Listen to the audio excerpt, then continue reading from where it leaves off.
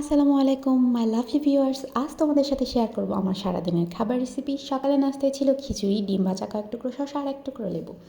এরপর 10টা সাড়ে 10টার দিকে আমি 1 কাপ কফি বানিয়ে নিয়েছিলাম, আর সাথে ছিল দুটো এনার্জি বিস্কিট আর ছিল দুটো নাটি বিস্কিট।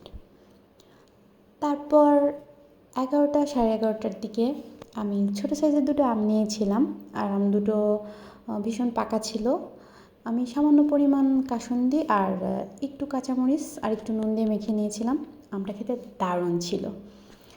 তো তারপর হচ্ছে 12টা সাড়ে 12টার দিকে আমি 1 গ্লাস লাচ্ছি বানিয়ে নিয়েছিলাম। অবশ্য এটাকে লাচ্ছি বলবো না মাঠা বলবো ঠিক বুঝতে পারছি না, কারণ এটা হচ্ছে আমি ওয়ান টাইম যে টক দইটা পাওয়া যায় সেটা দিয়ে বানিয়ে নিয়েছি, আর এটা খেতে আমার খুব ভালো লাগে।